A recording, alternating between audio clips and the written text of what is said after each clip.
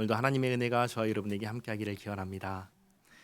오늘까지 하면 이제 약속의 땅에 들어가서 해야 할 일들, 내용들을 마무리할 수 있을 것 같습니다. 오늘은 가장 먼저 재판에 대해서 말씀하시는데, 재판장은 항상 재판할 때 공의로 재판하라고 하십니다.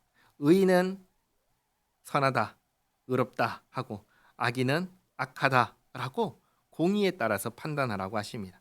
그리고 이 악인을 벌할 때에는 이제 벌은 보통 세 가지로 나눠볼 수 있습니다. 첫째는 사형입니다. 둘째는 돈으로 보상하는 보상, 벌금형입니다. 그리고 셋째는 때리는 태형, 이렇게 세 가지로 나눠볼 수 있습니다. 근데 사형이나 벌금 같은 경우에는 이전에 성경 여러 부분에서 말씀하셨습니다. 예를 들면 사형 같은 경우는 음행을 했거나 우상을 숭배했거나 그러면 사형이다 라고 하셨습니다.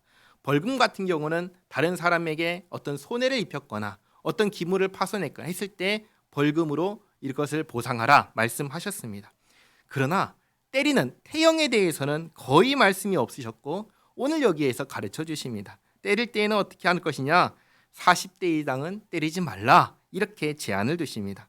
본문을 보시면 1절에 사람들 사이에 시비가 생겨 재판을 청하면 재판장은 그들을 재판하여 의인은 의롭다 하고 악인은 정죄할 것이며, 악인에게 태형이 합당하면 재판장은 그를 엎드리게 하고 그 앞에서 그의 죄에 따라 수를 맞추어 때리게 하라.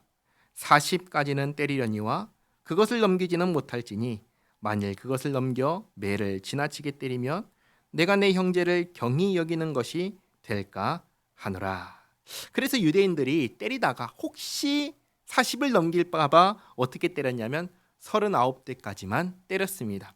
고린도 후서를 보면 사도 바울이 자기의 경험을 얘기하죠. 복음을 전하다가 유대인들에게 붙잡혀서 매를 맞는데 이렇게 40에서 하나 감한 매를 맞았다라고 그렇게 얘기했습니다. 조금 다른 얘기지만 복음을 전하는 이야기를 조금 말씀드릴까 합니다. 복음을 전하는 일은 오늘날에만 힘든 것이 아니라 과거에도 어려웠습니다. 사도 바울은 사도로 부르심을 받은 그날부터 마지막 죽는 날까지 복음을 전하면서 살았습니다. 그렇게 살았는데 복음을 전할 때마다 그 복음을 받는 사람들이 다 듣고 믿었나요? 그러지 않았습니다. 오히려 믿지 않은 사람들 많았고, 비방하는 사람들, 대적하는 사람들이 굉장히 많았습니다. 그런 가운데 바울이 복음을 전했다는 것을 우리가 기억해야 합니다. 당장 눈에 보이는 열매가 없다고 속상할 일이 아니라는 것입니다. 열매가 보이지 않는 것이, 사도 바울의 경험에 비추어서 본다면 열매가 보이지 않는 것이 어떠면 당연하다라고 생각할 수도 있는 겁니다. 그리고 한 가지 더 복음과 관련해서 우리가 기억해야 되는 것이 있는데, 예수님께서는 우리에게 복음을 전하라고 말씀을 하셨지 우리에게 믿음을 주라고 하지 않으셨다는 사실입니다. 우리가 말을 잘하고 설득을 잘하면 이 사람이 예수님을 믿게 되는 것이냐? 전혀 그렇지 않다는 것입니다. 우리가 삶으로 모범을 보이면, 본보기가 되어주면 그러면 이 사람이 예수님을 믿냐? 그게 아니라는 겁니다. 그럼 어떻게 예수님을 믿을까요? 예수님을 믿는 것은 전적으로 하나님께서 은혜를 베푸신 사람이 믿게 되는 것입니다. 하나님께서 은혜를 베풀지 않으시면 사람은 믿으려고 하지 않습니다. 그러면 우리는 무엇을 하는 거냐면 하나님께서 베푸시는 그 은혜의 통로 역할을 하는 것입니다. 내가 말을 잘해야 이 사람이 믿는 게 아니고, 내가 삶의 모범을 보여야 이 사람이 믿는 게 아니니까 나는 그저 통로 역할을 하는 겁니다. 그 사람에게 다가가서 하나님께서 은혜 베풀어 주시기를 기도하면서 복음을 전하는 것입니다. 그러면서 거기에 더해서 우리가 해야 하는 것이 한 가지가 더 있습니다. 잘 보시기 바랍니다. 하나님께서 은혜를 부어주시면 감당할 수 없을 정도로 은혜를 부어주십니다. 그래서 사람을 보내주시기 시작하면 헤아릴 수 없는 사람들이 막 모여들기 시작하는 겁니다. 그러면 그때 우리가 해야 되는 것이 있는데, 그게 뭐냐면 그 날을 준비하는 겁니다. 하나님께서 우리 교회에 은혜를 베풀어 주셔서 많은 사람들을 보내주실 그날을 지금부터 준비하는 것입니다. 우리가 복음을 전하면서 주님께서 보내주실 사람을 잘 맞이할 준비를 하는 것입니다. 주님께서 보내주실 사람을 잘 맞이하는 준비를 한다는 건 어떻게 하는 걸까요? 좋은 프로그램을 준비하면 그게 그분들을 맞이할 준비를 하는 걸까요? 그게 아닌 겁니다. 그게 아닌 거예요. 우리들 각 사람이 어떤 교회의 모습으로 그들을 맞이할 것이냐를 말하는 것입니다. 교회에 왔을 때 무엇을 볼까요? 교회를 이루는 저와 여러분들 성도들을 보는 겁니다. 성도들을 보는데 얼굴에서 빛이 납니다. 대화를 하는데 말이 험하지가 않아요. 서로를 배려하고 아껴주는 마음이 담긴 대화를 합니다. 같이 있으면 즐겁고 웃음이 나고 마음이 편해집니다. 그것을 보는 겁니다. 그러니까 우리가 준비하는 건 뭐냐면 우리 자신이 이런 사람이 되는 것이 주님께서 보내주실 사람을 맞이할 준비를 하는 것입니다. 우리 푸른 초장교회는 어떤 교회입니까? 우리는 함께 있으면 어떻습니까? 예수님이 안 계시다면 우리는 그저 죄인에 불과합니다. 그러면 예수님이 없는 상태에서 우리에게 나오는 것은 무엇이 나올까요? 우리의 죄된 본성만 나올 뿐입니다. 그러니 항상 그날을 준비하면서 우리가 해야 되는 것은 예수님 안에서 생각하고 말하고 행동하려고 애를 쓰는 것입니다. 세상 사람들처럼 생각하고 말하고 행동해서는 안 되는 것입니다. 주님을 닮아가야 합니다. 그러기 위해서 주님을 닮아가게 해달라고 기도하면서 주님께서 보내주실 사람을 맞이할 준비를 잘하는 우리 모두가 되기를 바랍니다. 다음 4절입니다. 곡식 떠는 소에게 망을 씌우지 말지니라. 일에 대한 보상을 주라는 말씀이죠. 이 말씀을 근거로 사도 바울이 사역자들에게 사례비를 주는 것이 마땅하다고 하였습니다. 그 다음 5절은 형사취수제라는 제도에 대한 말씀입니다. 형사취수제라는 것은 간단하게 말하면 형제가 결혼했는데 자손이 없이 죽었을 경우에 그 가족이 형제가 그 형제의 아내를 자기 아내로 맞이하는 제도입니다. 이렇게 할 때 세 가지를 지키게 됩니다. 첫째는 뭐냐면 형제의 아내를 보호합니다. 그 당시에 과부는 고아와 나그네처럼 생계를 유지하기 어려운 시대였습니다. 그때 과부가 된 형제의 아내를 지킬 수가 있는 것이죠. 그리고 둘째는 형제의 재산을, 이제는 대가 끊겼으니까 그 재산도 날아갈 거 아니에요. 그 재산을 보호하는 것이고, 셋째가 이 제도를 마련하신 근본적인 이유인데 그 형제의 대를, 가문을 이을 수 있게 하는 것입니다. 형제의 아내에게서 아들을 낳으면 그 아들을 통해서 그 형제의 대가 이어지게 하는 것이죠. 그래서 5절 말씀 보시면 이렇게 말씀하시죠. 형제들이 함께 사는데 그중 하나가 죽고 아들이 없거든 그 죽은 자의 아내는 나가서 타인에게 시집가지 말 것이요 그의 남편의 형제가 그에게로 들어가서 그를 맞이하여 아내로 삼아 그의 남편의 형제된 의무를 그에게 다 행할 것이요 그 여인이 낳은 첫 아들이 그 죽은 형제의 이름을 잊게 하여 그 이름이 이스라엘 중에서 끊어지지 않게 할 것이니라. 이렇게 형제의 이름이, 가문이 끊어지지 않게 하기 위한 제도가 형사취수제입니다. 그런데 이게 의무지만 모든 형제들이 다 이것을 원할까요? 고대 사회에서는 이것이 가문의 명예가 달린 일이기 때문에 대부분 따랐지만 원하지 않는 형제도 있었을 것입니다. 그런 경우에는 책임지지 않는 사람이라는 그 불명예를 안고 감수하고 거부할 수가 있었습니다. 그게 7절 말씀이죠. 그러나 그 사람이 만일 그 형제의 아내 맞이하기를 즐겨하지 아니하면 그 형제의 아내는 그 성문으로 장로들에게로 나아가서 말하기를 내 남편의 형제가 그의 형제 이름을 이스라엘 중에 잊기를 싫어하여 남편의 형제된 의무를 내게 행하지 아니하나이다 할 것이요 그 성읍 장로들은 그를 불러다가 말할 것이며 그가 이미 정한 뜻대로 말하기를 내가 그 여자를 맞이하기를 즐겨하지 아니하노라 하면 그의 형제의 아내가 장로들 앞에서 그에게 나아가서 그의 발에서 신을 벗기고 그의 얼굴에 침을 뱉으며 이르기를 그의 형제의 집을 세우기를 즐겨 아니하는 자에게는 이같이 할 것이라 하고 이스라엘 중에서 그의 이름을 신벗김 받은 자의 집이라 부를 것이니라. 아멘. 자, 이 형사 취수제가 성경에 이제 두 번 우리가 기억할 수 있는 예가 두 가지가 있습니다. 첫 번째는 룻기에 나옵니다. 룻기에. 룻은 누구의 아내죠? 말론의 아내입니다. 말론의 아내.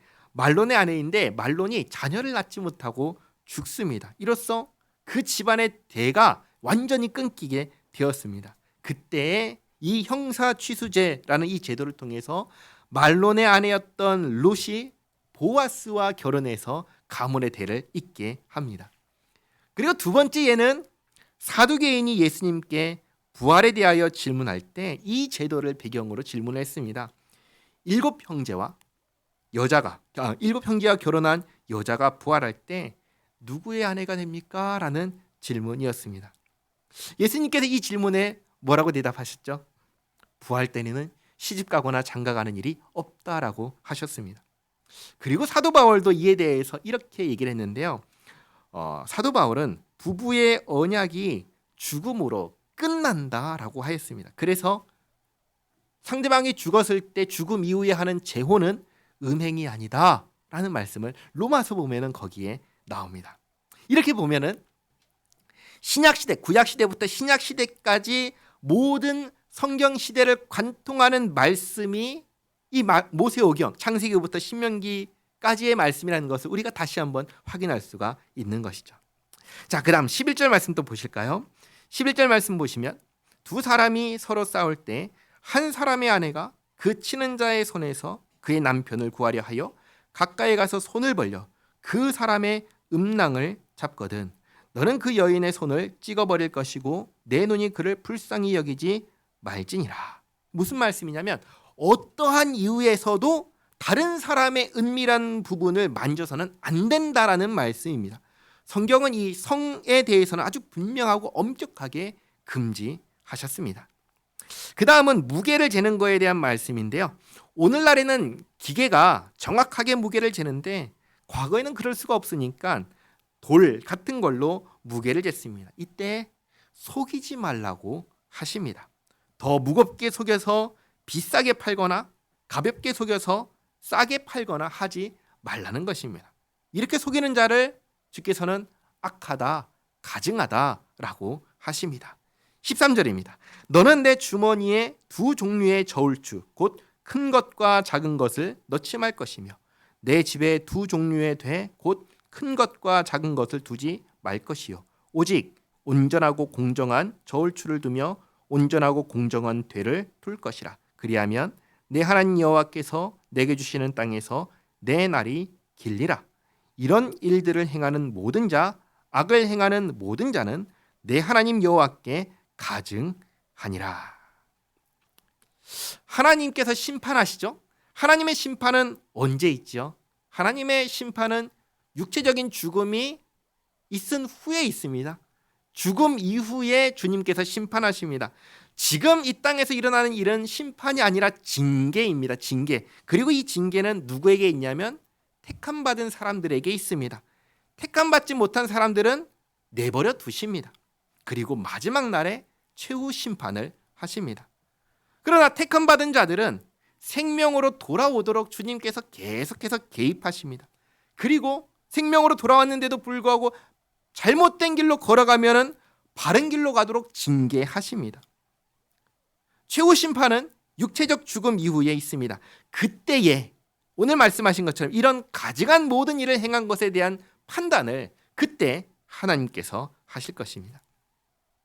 그 다음 17절부터 말씀은 아말렉에 대한 말씀인데 이스라엘이 애굽에서 나와서 시내산 향해 가는 중에 르비딤이라는 곳에서 이 아말렉이 이스라엘을 공격했습니다. 그때 여호수아가 맞서 싸우는데 이 싸움은 모세가 하나님의 지팡이를 든 손을 올리면 이기고 내리면 지는 그런 싸움을 했습니다. 이것은 무엇을 의미하냐면 이 싸움의 승패가 여호수아가 잘 싸우냐에 달린 것이 아니라 하나님께 달렸다라는 것을 드러내는 전쟁이었습니다. 17절에 너희는 애굽에서 나오는 길에 아멜렉이 내게 행한 일을 기억하라. 곧 그들이 너를 길에서 만나 내가 피곤할 때 내 뒤에 떨어진 약한 자들을 쳤고 하나님을 두려워하지 아니하였느니라. 하나님께서 구원하신 민족을 하나님을 두려워하지 않고 공격한 것입니다. 19절에 그러므로 내 하나님 여호와께서 내게 기업으로 주어 차지하게 하시는 땅에서 내 하나님 여호와께서 사방에 있는 모든 적군으로부터 내게 안식을 주실 때 너는 천하에서 아말렉에 대한 기억을 지워 버리라. 너는 잊지 말지니라. 이렇게 하나님께서 구원하신 민족을 공격하여 무엇을 방해한 건가요? 하나님의 구원의 역사를 방해한 거잖아요. 그러니까 하나님께서 구원하신 민족을 공격하면서 하나님의 구원의 역사를 방해한 아말렉을 어떻게 하라고 하시죠? 진멸하라고 하십니다. 이것은 아무도 하나님의 구원을 방해할 수 없다라는 것을 보여주시고 또 하나님의 구원의 역사를 방해하는 자들은 아말렉과 같이 된다라는 본보기를 보여주시는 것입니다. 그 다음 26장입니다. 26장에서는 먼저 초실절에 대한 말씀을 하십니다.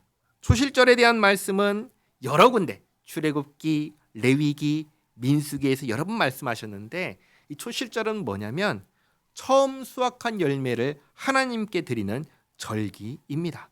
그래서 1절에 내 하나님 여호와께서 내게 기업으로 주어 차지하게 하실 땅에 내가 들어가서 거기에 거주할 때 내 하나님 여호와께서 내게 주신 땅에서 그 토지의 모든 소산의 만물을 거둔 후에 이 소산의 만물이 바로 첫 수확입니다. 처음으로 수확했을 때 그것을 가져다가 광줄에 담고 내 하나님 여호와께서 그의 이름을 두시려고 택하신 곳으로 그것을 가지고 가서 그 이름을 두시려고 택하신 곳이 어디죠? 실로입니다. 그 여호수아 18장을 보면 이 약속의 땅에 정착하고 난 후에 이스라엘 온 회중이 모여서 회막을 세운 곳이 이 실로다라고 가르칩니다. 여호수아 18장 1절 말씀인데요. 시커멓게 제가 볼드체로 넣어놨을 겁니다. 같이 한번 읽어보도록 하겠습니다. 밑에 있죠? 읽겠습니다. 이스라엘 자손의 온 회중이 실로에 모여서 거기에 회막을 세웠으며 그 땅은 그들 앞에서 돌아와 정복되었더라. 아멘. 여기 회막을 세운 실로로 모이는 곳이죠. 자, 그런데 이때의 모든 이스라엘 12지파가 다 약속의 땅을 다 차지했냐면 그러지는 못했습니다. 실제로 여호수아 때 시대의 안식이 온전히 지어지지 않았습니다. 온전한 안식은 그때부터 온전히 지어지지 않고 언제까지 미뤄졌냐면 예수님 안에서 이루어질 때까지 계속해서 연기가 되었습니다. 그리고 마지막 날에 완성될 것입니다. 자, 여기 실로의 첫 소산물을 가지고 가서 이제 제사장에게 드리면서 이렇게 말하라고 합니다. 3절 말씀에 그때 제사장에게 나아가 그에게 이르기를 내가 오늘 당신의 하나님 여호와께 아뢰나이다. 내가 여호와께서 우리에게 주시겠다고 우리 조상들에게 맹세하신 땅에 이르렀나이다 할 것이요. 제사장은 내 손에서 그 광주리를 받아서 내 하나님 여호와의 제단 앞에 놓을 것이며 너는 또 내 하나님 여호와 앞에 아뢰기를 내 조상은 방랑하는 아람 사람으로서 애굽에 내려가 거기에서 소수료 거류하였더니 거기에서 크고 강하고 번성한 민족이 되었는데 애굽 사람이 우리를 학대하며 우리를 괴롭히며 우리에게 중노동을 시키므로 우리가 우리 조상의 하나님 여호와께 부르짖었더니 여호와께서 우리 음성을 들으시고 우리의 고통과 신고와 압제를 보시고 여호와께서 강한 손과 편팔과 큰 위엄과 이적과 기사로 우리를 애굽에서 인도하여 내시고 이곳으로 인도하사 이 땅 곧 젖과 꿀이 흐르는 땅을 주셨나이다. 여호와여 이제 내가 주께서 내게 주신 토지 소산의 만물을 가져왔나이다 하고 항상 하나님 앞에 이 첫 소산물을 드릴 때 이렇게 말씀을 드리게 한 겁니다. 이것은 하나님께서 우리를 애굽에서 구원하여 주신 것과 하나님께서 우리를 약속의 땅에 들어가게 하셨음을 매년마다 고백하게 하신 것입니다. 이걸 잘 보시면 어떤 의미에서는 우리가 매주 드리는 예배와 비슷합니다. 우리가 예배할 때 주님께서 우리를 예수님 안에서 구원하여 주셨음을 고백합니다. 그리고 우리가 예수님을 믿는 믿음 안에서 하나님 나라에 살고 있는 하나님의 백성 되었음을 확인하지요. 그리고 주님께서 베푸신 은혜에 감사하여 헌상합니다.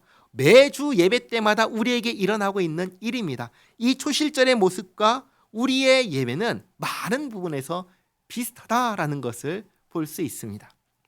자, 그래서 이제 예물을 가지고 와서 10절 하반절에 너는 그것을 내 하나님 여호와 앞에 두고 내 하나님 여호와 앞에 경배할 것이며 내 하나님 여호와께서 너와 내 집에 주신 모든 복으로 말미암아 너는 레위인과 너희 가운데 거류하는 객과 함께 즐거워할지니라. 아멘. 이렇게 매년마다 토지의 첫 소산물을 하나님께 가져와 드리고 드릴 때마다 하나님께서 우리를 애굽에서 구원하여 주시고 이 땅 약속의 땅에 들어가게 하셨음을 고백하고 드리게 하였습니다. 계속해서 기억하게 하는 것입니다. 그리고 하나님을 경배하고 함께 온 가족과 레위인과 객과 함께 축제를 지내게 하셨습니다. 자, 마지막으로 11조에 대한 말씀을 하십니다. 11조에는 두 가지가 있습니다. 첫째는 매년마다 레위인에게 주는 11조가 있습니다. 그리고 두 번째는 3년마다 각 성읍에 저축하는 11조가 있습니다. 그러니까 3년째 되는 해에는 레위인에게 하는 11조가 있고 주는 11조가 있고 성읍에 저축하는 11조 두 개를 3년마다는 해야 되는 것이죠. 이 두 번째 11조에 대해서 신명기 14장에서 말씀하셨고 여기에서 한 번 더 말씀하십니다. 12절에 셋째 해 곧 11조를 드리는 해 내 모든 소산의 11조 내기를 마친 후에 그것을 레위인과 객과 고아와 과부에게 주어 내 성읍 안에서 먹고 배부르게 하라. 그리할 때 내 하나님 여호와 앞에 아뢰기를. 이건 누가 아뢰죠? 11조를 한 사람이 아뢰는 것입니다. 11조 3년마다 성읍에 저축하는 11조를 한 사람이 하나님께 아뢰기를 내가 성물을 내 집에서 내어 레위인과 객과 고아와 과부에게 주기를 주께서 내게 명령하신 명령대로 하였사오니 내가 주의 명령을 범하지도 아니하였고 잊지도 아니하였나이다.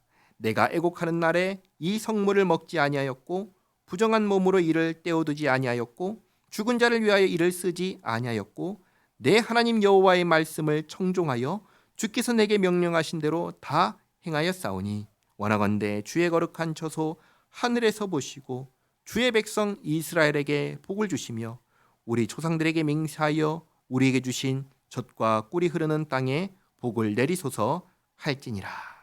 이렇게 3년마다 레위인과 객과 고아와 과부를 위해서 11조를 할 때마다 11조 하는 사람이 하나님 말씀에 순종한다고 아뢰고 복을 구하라고 그렇게 하셨습니다.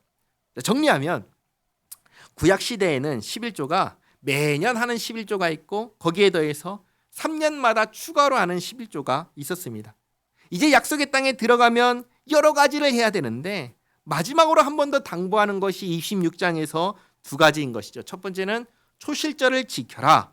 처음으로 거둔 열매를 하나님께 드리는 이것을 꼭 지켜서 행하라 라고 하는 것이고, 둘째는 11조인데 11조 중에서도 3년마다 하는 이 11조를 꼭 하라고 다시 한번 당부합니다. 여기까지가 이제 약속의 땅에 들어가서 항상 해야 하는 일을 말씀하셨습니다. 16절입니다. 오늘 내 하나님 여호와께서 이 규례와 법도를 행하라고 내게 명령하시나니 그런즉 너는 마음을 다하고 뜻을 다하여 지켜 행하라. 지켜 행하고, 다음으로 내가 오늘 여호와를 내 하나님으로 인정하고 또 그 도를 행하고 그의 규례와 명령과 법도를 지키며 그의 소리를 들으라. 여호와께서 내게 말씀하신 대로 오늘 너를 그의 보배로운 백성이 되게 하시고 그의 모든 명령을 지키라 확언하셨느니라. 그런즉 여호와께서 너를 그 지으신 모든 민족 위에 뛰어나게 하사 찬송과 명예와 영광을 삼으시고 그가 말씀하신 대로 너를 내 하나님 여호와의 성민이 되게 하시리라. 아멘. 약속의 땅에 들어가서 해야 할 것을 다 말한 후에 마지막으로 모세가 당부하는 것을 잘 보시기 바랍니다. 첫째로 꼭 지켜서 행하라. 둘째로 하나님의 율법을 항상 들어라. 셋째로 하나님께서 지키라고 확언하셨다. 그리고 19절에서 그렇게 하면 하나님을 찬송하는 하나님의 백성이 되고 하나님의 명예와 영광을 드러내는 하나님의 성민, 거룩한 백성이 된다고 하셨습니다. 우리가 하나님께 영광을 돌린다라고 할 때 영광을 어떻게 돌릴까요? 주님 말씀에 순종하는 것으로 돌리는 것입니다. 순종이 없이는 하나님께 영광을 돌릴 수가 없다는 것입니다. 정리하겠습니다. 하나님의 율법, 오늘날 우리가 지켜야 될까요? 안 지켜도 될까요? 지켜야죠. 지켜야 됩니다. 안 지켜도 된다고 오해해서는 안 됩니다. 지켜야 됩니다. 물론 구약식으로 지키지는 않습니다. 구약 중에서도 완성되어서 더 이상 지키지 않아도 되는 율법이 있습니다. 예를 들면 음식법, 절기법, 제사법 같은 것은 예수님께서 오심으로 완성이 됐습니다. 완료가 되었습니다. 그래서 완료가 되었으니까 이건 이제 더 이상 안 지켜도 되는 겁니다. 그러나 여전히 지켜야 되는 법이 있습니다. 그것을 도덕법이라고 말합니다. 도덕법을 다르게 말하면 십계명입니다. 십계명의 핵심은 하나님을 사랑하고 이웃을 사랑하는 것입니다. 하나님을 사랑하는 것이 그리고 이웃을 사랑하는 것이 오늘날 우리가 지켜야 하는 율법인 것입니다. 이것을 잊지 마시기 바랍니다. 하나님께서는 우리를 예수님 안에서 구원하시고 하나님의 거룩한 백성이요 하나님의 자녀로 삼아 주셨습니다. 하나님을 사랑하고 이웃을 사랑하며 사는 것이 우리에게서 하나님의 자녀에게서 나타나야 하는 모습입니다. 그러니 서로 사랑하면서 우리에게서 이 모습들이 나타나서 참으로 우리의 삶을 통하여 하나님께 영광 돌리는 우리 모두가 되기를 바랍니다. 기도하겠습니다. 하나님 감사합니다. 이스라엘 백성들이 약속의 땅에 들어가 살아내야 하는 모습을 보면서 저희 자신을 돌아봅니다. 주께서 원하시는 삶의 모습과 저희들의 삶의 모습이 얼마나 비슷한지 비교해 봅니다. 주님 보시기에 자랑스러운 저희들이 되고 싶습니다. 주님께서 아들 예수님의 생명으로 구원하신 저희들이 참으로 주님께서 기뻐하시는 매일의 삶을 살아내는 모습을 보여드리고 싶습니다. 늘 주님 말씀을 가까이 하며 저희의 생각과 말과 행동을 고쳐나가게 하옵소서. 늘 기도하면서 저희 심령을 변화되게 하옵소서. 온 세상 앞에 거룩하신 주님의 백성이요 주님의 자녀로 살게 하옵소서. 주님의 영광을 드러내는 저희 모두가 되게 하옵소서. 예수님의 이름으로 기도하옵나이다. 아멘.